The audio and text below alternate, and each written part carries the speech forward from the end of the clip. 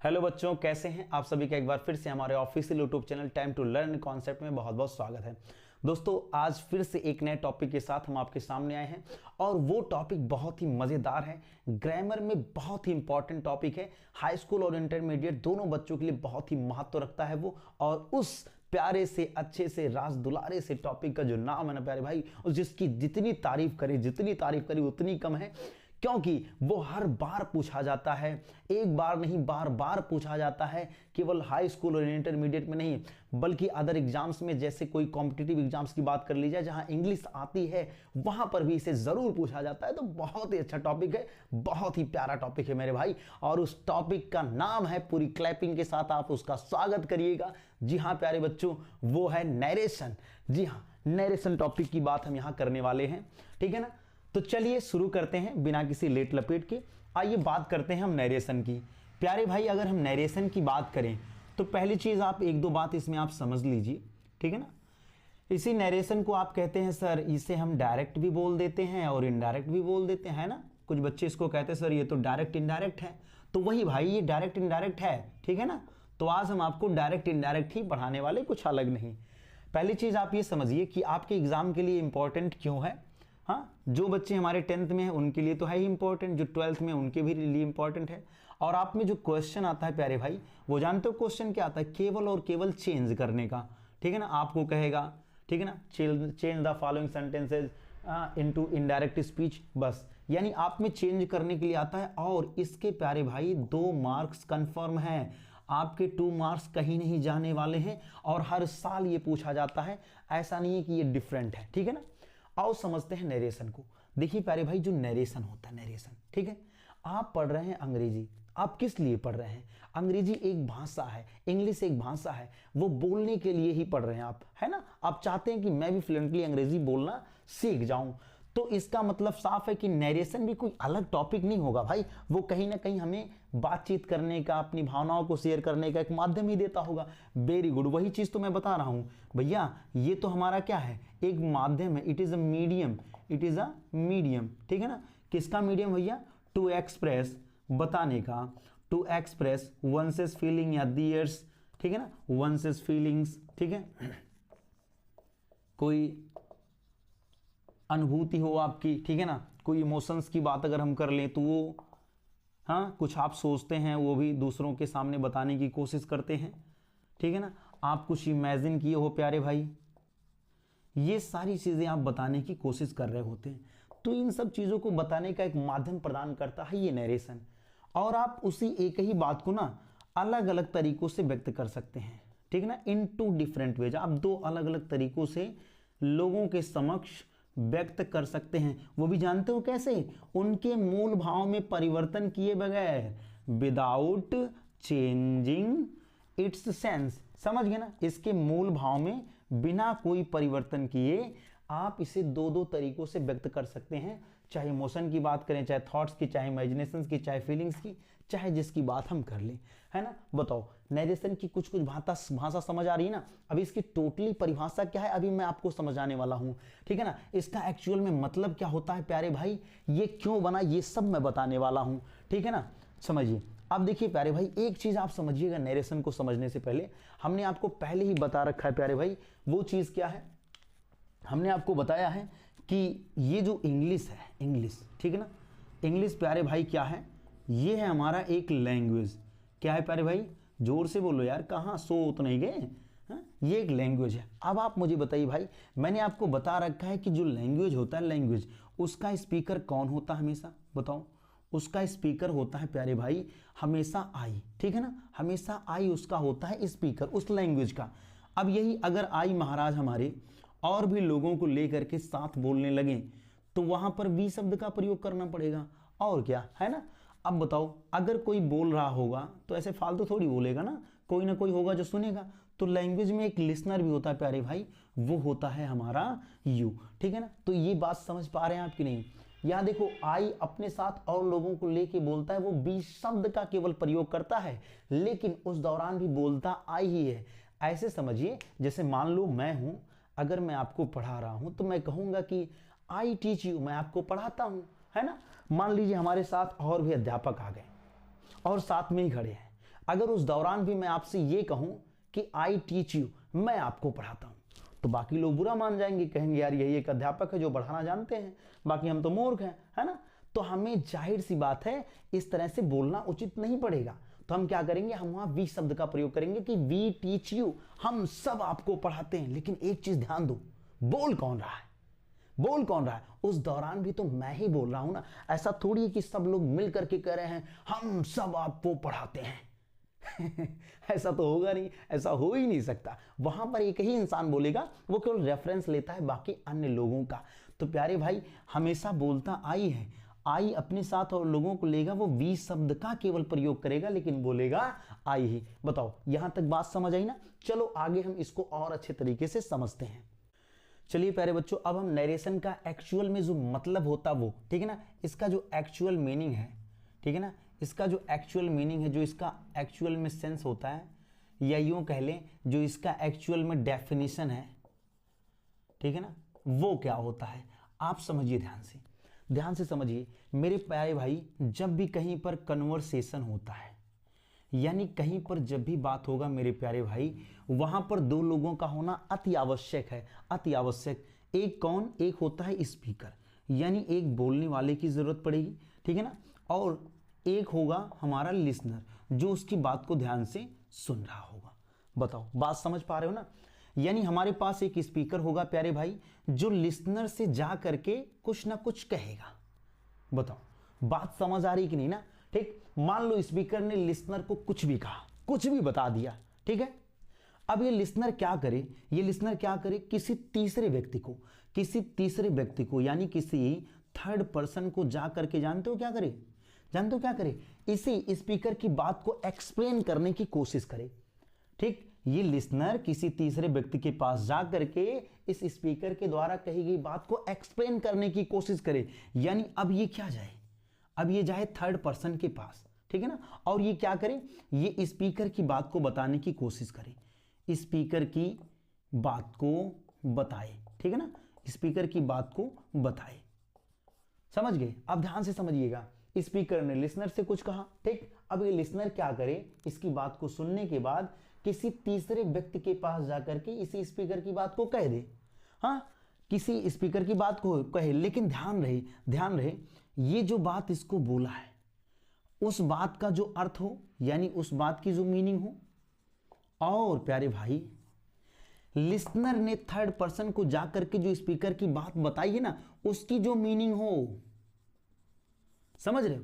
इन दोनों में कोई भी परिवर्तन नहीं होना चाहिए, ठीक है ना, इन दोनों में कोई परिवर्तन ना हो, जैसा यहां पे अर्थ रहे वैसा यहां पर भी अर्थ होना चाहिए। तो प्यारे भाई, ये जो पूरी प्रक्रिया आप देख रहे हो ना, ये जो पूरी प्रक्रिया जो आप देख रहे हो ना, इसी को मेरे प्यारे भाई कहते हैं नरेशन, इसी को कहा जाता है नरेशन। यही पूरी प्रक्रिया ही हमारी नरेशन कहलाती है, ठीक है ना। बहुत ही गहराई से समझिएगा, ठीक है ना। देखो, नरेशन की परिभाषा क्या दोगे आप, कि स्पीकर के द्वारा कही गई बात को लिसनर के द्वारा किसी तीसरे व्यक्ति तक पहुंचाने की पूरी प्रक्रिया को नरेशन कहा जाता है। समझिए ध्यान से, मैं आपको कह रहा हूं ना, आपको एक एक पॉइंट बेहतरीन तरीके से समझाऊंगा, मैं रटाने की कोशिश बिल्कुल नहीं करूंगा। पहले इस नरेशन का अर्थ तो समझ जाइए आप, ठीक है ना। बच्चों को पता ही नहीं होता हम पढ़ क्या रहे हैं। समझिए, हमने कहा स्पीकर की बात को लिसनर के द्वारा बिना परिवर्तित किए, ठीक, उसके मूल भाव में बिना परिवर्तन किए तीसरे व्यक्ति तक पहुंचाने की पूरी प्रक्रिया को नरेशन कहा जाता है। बताओ, यहां तक बात क्लियर हुई कि नहीं? आज नरेशन का मतलब आप अच्छे से समझ पा रहे हैं कि नहीं पा रहे हैं? ठीक है ना, ये होता है नरेशन मेरे प्यारे भाई। ऐसा नहीं कि आप डायरेक्ट इनडायरेक्ट बना दिए और सीख लिए, कुछ नियम आपको आ गया और आ गया नरेशन। ऐसा नहीं होता है मेरे प्यारे भाई, एक एक चीज को अच्छे से समझना पड़ता है। बताओ, ये सारी चीज समझ आई ना? चलो आगे बढ़ जाए, चलो बढ़ जाते हैं। अब आप एक चीज बिल्कुल ध्यान से समझिएगा, बिल्कुल ध्यान से समझिएगा। जब भी हमारा स्पीकर होता है, बार बार देखो मैं इसी बात का नाम ले रहा हूं, ठीक है ना, बोलने वाले का नाम ही ले रहा हूं। जब स्पीकर अपनी बात को लिसनर से सीधा सीधा बोलता है, लिसनर से सीधा सीधा बोलता है, जब स्पीकर अपनी बात लिसनर से सीधा सीधा कहता है, तो वो तो डायरेक्ट बोल रहा है ना। क्या बोल रहा है भैया? डायरेक्ट बोल रहा है, ठीक है ना। यानी स्पीकर के द्वारा लिसनर से कही गई बात हमारी डायरेक्ट बात कहलाती है, इसलिए उसको डायरेक्ट स्पीच बोल दिया जाता है। क्या बोल दिया जाता है, डायरेक्ट स्पीच। लेकिन जब ये लिसनर किसी तीसरे व्यक्ति के पास जाता है, ठीक है ना, किसी तीसरे व्यक्ति के पास जाता है और फिर वहां कुछ बताने की कोशिश करता है पहले व्यक्ति की बात को, तो वो तो अपनी बात तो कर नहीं रहा है, वो तो स्पीकर की बात को पहुंचाने का एक माध्यम बन रहा है। तो कहीं ना कहीं वो स्पीकर के द्वारा कही गई बात को तोड़ मरोड़ करके प्रस्तुत करने की कोशिश करेगा, केवल सेंस बदलेगा नहीं वो, क्योंकि सेंस बदल देगा तो कोई मतलब नहीं रहेगा। इसका मतलब ये हुआ कि जो लिसनर है वो थर्ड पर्सन से जब भी कोई बात कहेगा तो वो डायरेक्ट ना होकर के इनडायरेक्ट हो जाएगा। डायरेक्ट तो तब होगा ना जब हमारा स्पीकर जाकर के स्वयं इससे बताए, लेकिन ऐसा तो संभव है नहीं। अगर ये जाकर के इसको सीधा बता देगा तब तो ये लिसनर बन गया, है ना। तो लिसनर यहाँ पर है तो लिसनर से सीधा कहेगा डायरेक्ट स्पीच, लिसनर जाकर के थर्ड पर्सन को इसी स्पीकर की बात को कहेगा तो इनडायरेक्ट स्पीच बन जाएगा। तो आपके दिमाग में कुछ घंटी बजी क्या कि सर जो नरेशन होता है ना, हाँ जी बोलो सर, इसको हम दो तरीकों से व्यक्त करते हैं। पहला तरीका प्यारे भाई क्या है बताओ, रटने की जरूरत पड़ी आपको? नहीं आप बताइए मुझे, प्यारे भाई आप मुझे बताओ, क्या रटने की जरूरत पड़ी कि नरेशन दो भाग में है? हाँ, अगर मैं मान लो आप रट भी लिए और मैंने आपसे पूछ लिया क्यों दो भाग में बताइए मुझे, तो शायद ही आप इसका कारण बता पाए। लेकिन यहां ये पूरा आप पढ़ने के बाद जरूर कारण समझा पाएंगे कि नरेशन दो ही तरीकों में क्यों पढ़ा जाता है, क्यों नहीं तीन तरीका है, क्यों नहीं चार तरीका है ना। तो नरेशन दो रूपों में इसलिए पढ़ा जाता है प्यारे भाई क्योंकि बात ही यहां पर देखो इस तरह से चल रही है हमारी, है ना। ऐसा थोड़ी होगा थर्ड पर्सन जाएगा और थर्ड पर्सन से बताएगा, है ऐसे कैसे, ये जाएगा इसको बताएगा तो ये लिसनर, ये स्पीकर, ये लिसनर हो गया, ये सुनेगा, ये तीसरे को बताया वो थर्ड पर्सन, फिर से यही कड़ी शुरू हो जाएगी प्यारे भाई, रिपीट होने लगता है वो। इसीलिए नरेशन को हम केवल और केवल दो ही रूपों में समझते हैं, ठीक है ना। बताओ, कॉपी कर लिए ना, कॉपी पर लेके बैठना और पूरी तरीके से कॉपी करते हुए चलना, ठीक। तो चलो आओ अब हम इसके जो टेक्निकल टर्म हैं जैसे रिपोर्टिंग वर्ब, रिपोर्टेड स्पीच क्या होता है, इसको भी बेहतरीन तरीके से समझ लेते हैं। मेरे प्यारे भाई मैं एक वाक्य लिख रहा हूं, बहुत ही ध्यान से समझिएगा। जैसे मान लो मैंने एक वाक्य लिखा, बहुत ही बेहतरीन तरीके से आप एक ही चीज को अच्छे से समझ पा रहे होंगे यहाँ पर, बस देखते जाइए आप। जैसे मैंने कहा Suman said to Harshit, Suman said to Harshit, ठीक। रानी विल गो देयर, ठीक। इस वाक्य को बेहतरीन तरीके से समझने की कोशिश करिएगा। चलो एक एक चीज हम बिल्कुल अच्छे से पढ़ते हैं। प्यारे बच्चों यहां सेड क्या है हमारा, आप कहेंगे सर ये वर्ब है, वेरी गुड। यहां टू क्या है, आप कहेंगे सर ये तो प्रीपोजिशन है, बहुत बढ़िया। आप मुझे बताइए प्रीपोजिशन को अपना क्या चाहिए होता है, ऑब्जेक्ट। तो यहां हर्षित जो हो जाएगा वो हमारा हो जाएगा प्यारे भाई ऑब्जेक्ट हो जाएगा, प्रीपोजिशन का ऑब्जेक्ट है, इसलिए ये इतना पूरा का पूरा पार्ट हमारा ऑब्जेक्ट टू अ प्रीपोजिशन बन जाता है। क्या बन जाता है प्यारे भाई, ऑब्जेक्ट टू अ प्रीपोजिशन, ठीक, ऑब्जेक्ट टू अ प्रीपोजिशन। तो ये हमारा हो गया ऑब्जेक्ट टू अ प्रीपोजिशन। यहां तक बात क्लियर है ना।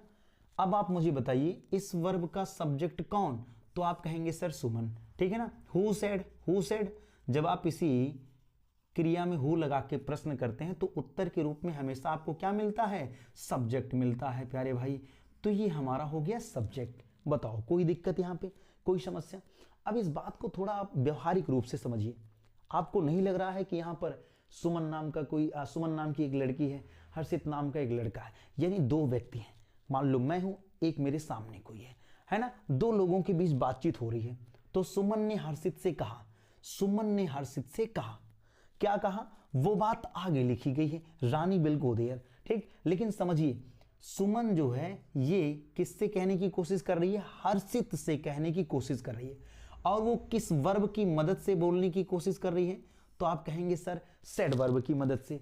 यानी ये जो स्पीकर है हमारा यहाँ पर, ये जो स्पीकर है हमारा यहाँ पर, ये कहीं ना कहीं हर्षित से कुछ कहने की कोशिश कर रही है। हाँ, यानी अगर सुमन हर्षित से कह रही है तो सुमन यहाँ स्पीकर बन गई और हर्षित यहाँ क्या बन जाएंगे हमारे भाई, आप मुझे बताओ ये लिसनर बन जाएंगे कि नहीं बन जाएंगे? आप मुझे बताइए, यहाँ तक बात समझ आ रही है? ये स्पीकर तो ये लिसनर हो गए, ये कुछ कहेगी ये सुनेंगे, है ना।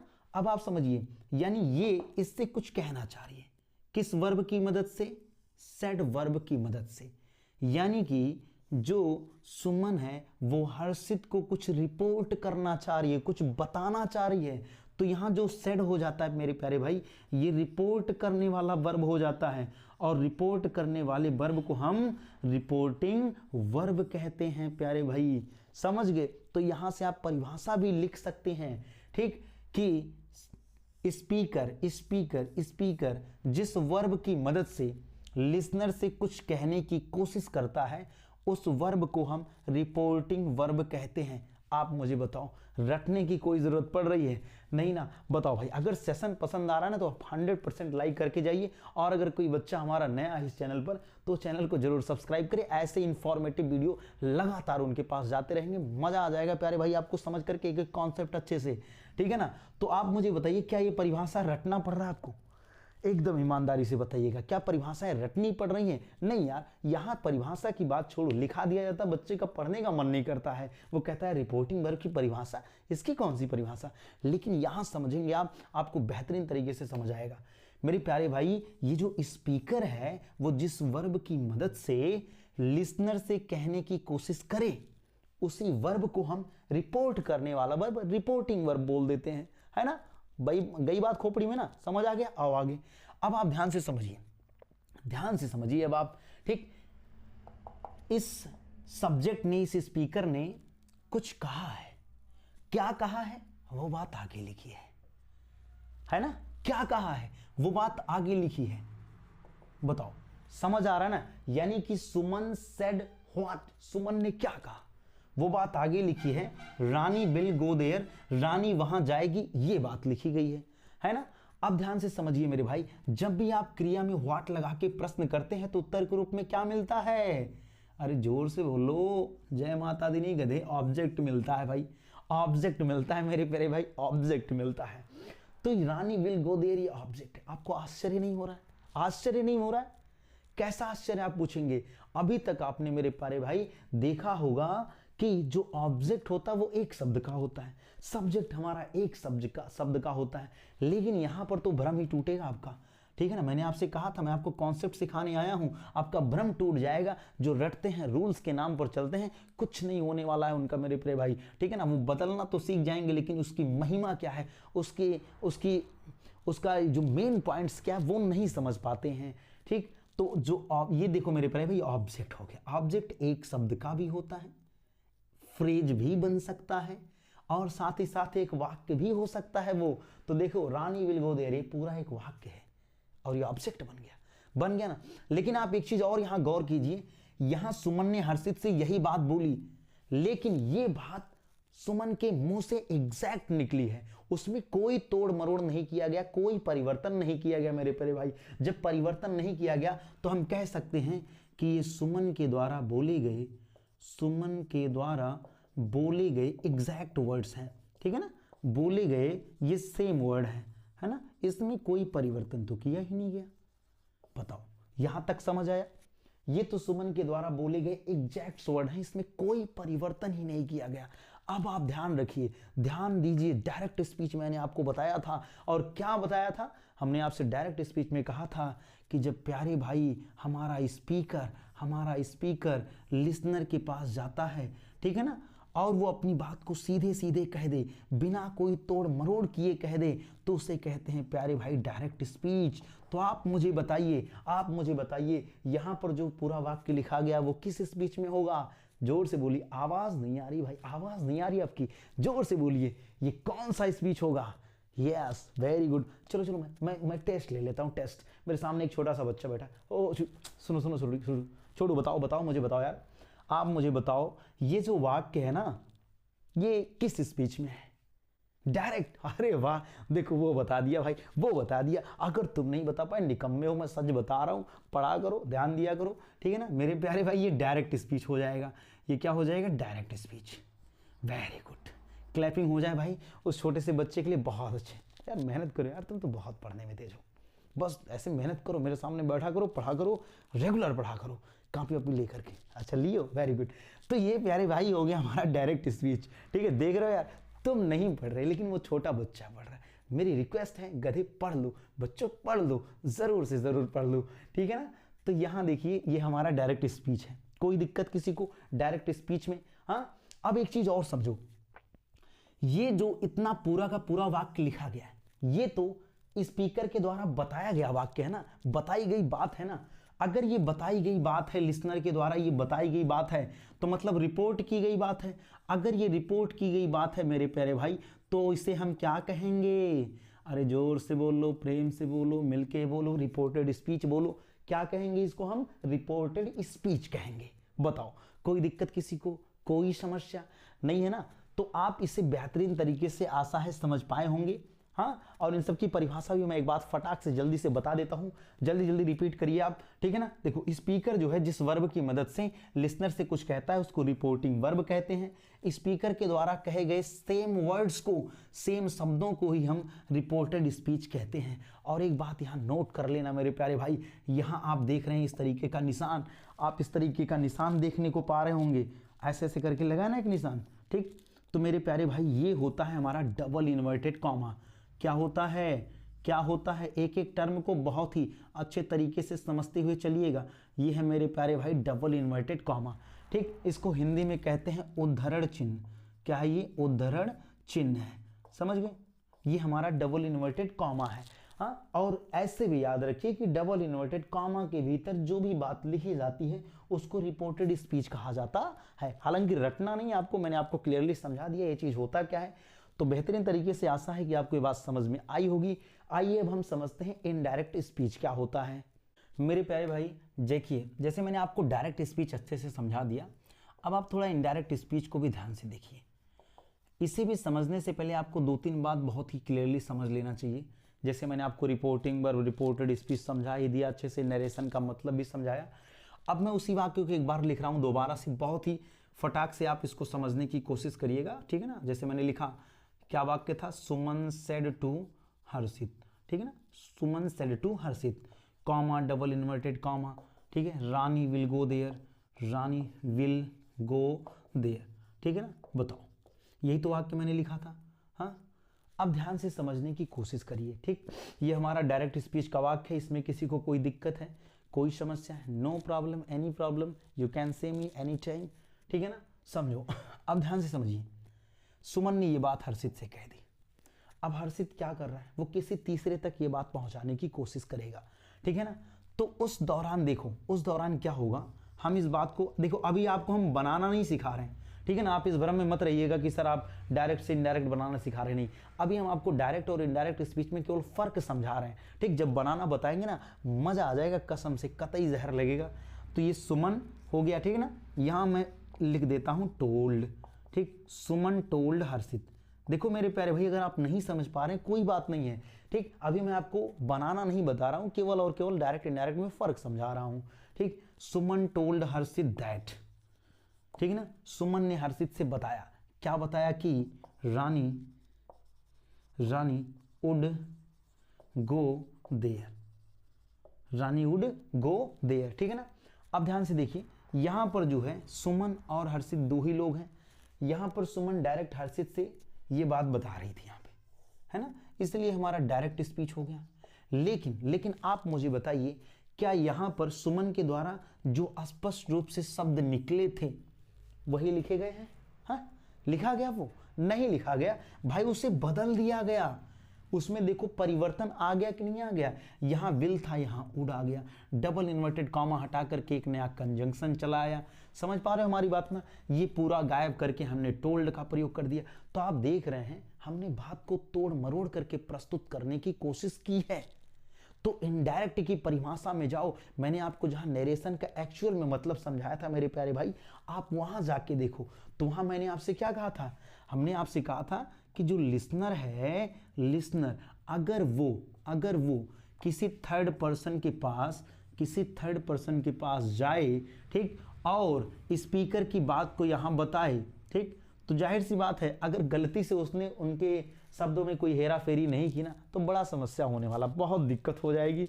तो वहाँ स्पीकर की बात को वो तोड़ मरोड़ करके बताने की कोशिश करता है। तो लिसनर द्वारा किसी तीसरे व्यक्ति को स्पीकर की बात को तोड़ मरोड़ करके प्रस्तुत करने की जो प्रक्रिया होती है मेरे प्यारे भाई, तो वो हो जाता है इनडायरेक्ट स्पीच। क्योंकि यहाँ डायरेक्ट अब स्पीकर नहीं आया, डायरेक्ट स्पीकर थोड़ी आके बोल रहा है, बताओ क्या डायरेक्ट स्पीकर आके यहाँ बोल रहा है? डायरेक्ट स्पीकर आके तो यहाँ बोल नहीं रहा है, यहाँ तो बोल रहा है हमारा लिसनर, ठीक है ना, जो सुना था उस बात को वो जाकर के किसी तीसरे को बताने की कोशिश कर रहा है। तो बताओ मेरे प्यारे भाई, ये सब बात अच्छे से आपको समझ आ रही है कि नहीं आ रही? आ रही है ना? किसी को कोई दिक्कत हो तो वो बिल्कुल पूछ सकता है, आपके पास कमेंट बॉक्स ओपन रहता है हमेशा, वहां जाकर के आप कमेंट करिए और बताइए कि सर मुझे ये पार्ट नहीं समझ आया, आप फिर से उसको समझाइए। तो मेरे प्यारे भाई अगले वीडियो में हम जरूर उसका जिक्र जरूर से जरूर कर देंगे, तो आप टेंशन मत लीजिए। बताओ, आपको मैंने आज 3-4 चीजें समझाई बिल्कुल बेहतरीन तरीके से। जैसे मैंने पहली चीज आपको नरेशन का मतलब समझा दिया है, ठीक है ना, आप बेहतरीन तरीके से नरेशन का मतलब सीख चुके हैं। दूसरी बात मैंने आपको रिपोर्टिंग वर्ब के बारे में बता दिया, ठीक है ना, इससे आप बेहतरीन तरीके से समझ गए। तीसरी बात मैंने आपको रिपोर्टेड स्पीच समझा दिया, रिपोर्टेड स्पीच क्या होता है मेरे प्यारे भाई वो मैंने आपको समझा दिया। ये 3 बात हुई। चौथी बात प्यारे भाई मैंने आपको क्या समझाया, मैंने आपको बताया व्हाट इज डायरेक्ट स्पीच, ठीक है ना, ये डायरेक्ट स्पीच क्या है इस बात को भी मैंने क्लियरली बता दिया आपको। और इनडायरेक्ट स्पीच क्या होता है ये भी मैंने आपको स्पष्टता बता दिया है कि नहीं ना। इनडायरेक्ट स्पीच जो है वो भी मैंने आपको क्लियरली यहाँ समझा दिया है। तो आज मैंने आपको ये 5 टॉपिक अच्छे से समझाने की पूरी कोशिश की है। अगर फिर भी आपका कोई डाउट रह जाता है मेरे प्यारे भाई, तो कमेंट बॉक्स हमारे सभी बच्चों के लिए हमेशा खुला रहता है, वो वहां जाकर के अपने कमेंट को लीव कर सकते हैं, छोड़ सकते हैं, और मैं हर कमेंट्स को पढ़ता हूं, ठीक है, आप देखते भी हैं, मैं हर कमेंट्स का रिप्लाई भी देता हूं। तो मेरे प्यारे भाई आशा है कि आपको यहां तक का सेशन बहुत ही बेहतरीन तरीके से समझ में आया होगा। तो चलिए आज की क्लास को यहीं तक रखते हैं, अगली वीडियो में हम अगले टॉपिक की चर्चा करेंगे। तो चलिए खत्म करते हैं इस सेशन को यहीं पर। आप लोगों का इसी तरीके से साथ बना रहे, और जो बच्चे चैनल पर नए हैं वो चैनल को जरूर सब्सक्राइब करें, अपने दोस्तों के साथ शेयर करें। इन्हीं सभी शुभकामनाओं के साथ आप सभी स्वस्थ रहिए, मस्त रहिए। जय हिंद।